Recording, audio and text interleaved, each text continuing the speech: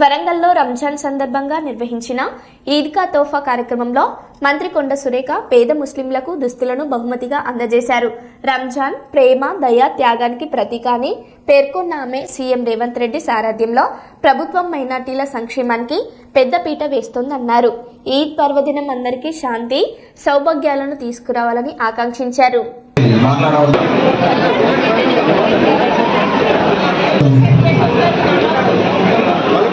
और पंजाबी साहब अपने जाति पे सोचे हुए थे जो भी गवर्नमेंट सेशन कर रहे और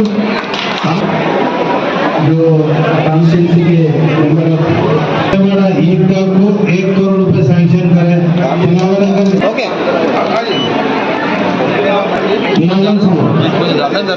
है तो उनको नाम है इसलिए मैं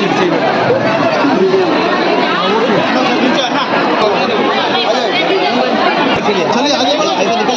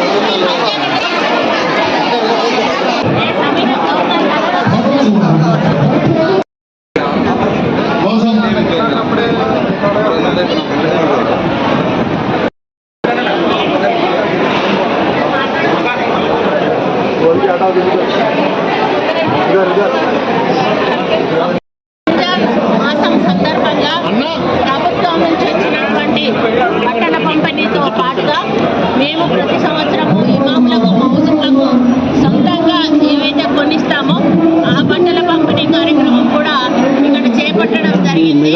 మాకు ప్రభుత్వం నుంచి 3,500 సెట్ల బట్టలు రావడం జరిగింది. అదేవిధంగా ఇఫ్తార్కు 6 లక్షల రూపాయలు ప్రభుత్వం కేటాయించడం జరిగింది. కానీ ఎప్పుడు కూడా మేము ప్రభుత్వం పంపిన డబ్బులు నిరుపేదలైనటువంటి మరి చిన్న చిన్న మసీదులు ఏదైతే ఉన్నాయో వాళ్ళకే పంచడం జరుగుతుంది. పండగ సందర్భంగా వాళ్ళు సంతోషంగా పండగ చేసుకోవాలని ఇఫ్తార్కి అయ్యేటువంటి ఖర్చు అంతా కూడా మళ్ళీ మేమే భరించడం జరుగుతుంది. కాబట్టి ఆ కార్యక్రమం కూడా మా వాళ్ళకి అప్పచెప్పాము. ఇప్పుడు ఇక్కడ నామమాత్రంగా 2-3 మౌజులకు మాత్రం ఇవ్వడం జరిగింది. మళ్ళీ మా లీడర్లందరూ కూడా మసీదులలోకి వెళ్ళి ప్రత్యక్షంగా డైరెక్ట్గా వాళ్ళకి వెళ్ళి వాళ్ళకు బట్టలు ఇచ్చి మళ్ళీ అదేవిధంగా ఒక్కొక్క మసీదుకు ఎన్ని సెట్ల బట్టలు ఇవ్వాలో ఆ ఏరియాను బట్టి అక్కడ ఉన్నటువంటి పాపులేషన్ను బట్టి ఈ మైనారిటీలకు ఇచ్చే బట్టలను కూడా పంపిణీ చేయడం జరుగుతుంది. ఈ రంజాన్ మాసం యొక్క గొప్పతనం ప్రతి ఒక్కరికి కూడా తెలుసు. మరి 40 రోజులు కూడా ఒక కఠిన ఉపవాస దీక్ష చేసి ఎంతో పవిత్రమైన మాసంగా కొలిచేటువంటి ఈ రంజాన్ పండుగను మా వరంగల్ ఈస్ట్లో చాలా పెద్ద ఎత్తున జరుపుకుంటారు. ఎందుకంటే ఇక్కడ ఎక్కువ మంది ముస్లిమ్స్ ఉన్నారు. వాళ్ళు చిన్న పెద్ద అనేది లేకుండా, వయసుతో సంబంధం లేకుండా ఉదయం నుంచి రాత్రి వరకు కూడా ఉపవాస దీక్ష చేసి మరి 6 గంటల తర్వాత ఉపవాస దీక్ష వదిలిపెట్టి మళ్ళీ తెల్లారి 6 గంటల నుంచి కూడా ఏమీ తినకుండా ఉండేటువంటి సాంప్రదాయం ఈ పండుగలో ఉంది.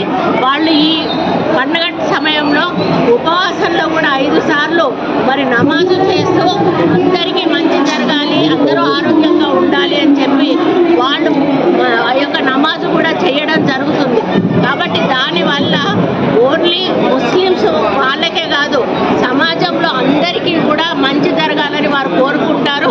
మరి ఇది ఒక ఇంకొకటి ఏంటంటే అలాయ్ బలాయ్ పండుగలాగా అందరం కూడా ముస్లిమ్సే కాకుండా ఈవెన్ హిందువుల మందిరం కూడా ఈ పండుగలో పార్టిసిపేట్ చేసి ఒక సోదర భావంతో మతాలకు అతీతంగా చేసుకునేటువంటి ఈ పండుగలో మరి నేను ఒక మంత్రిగా పాల్గొనడం నాకు చాలా హ్యాపీగా ఉంది.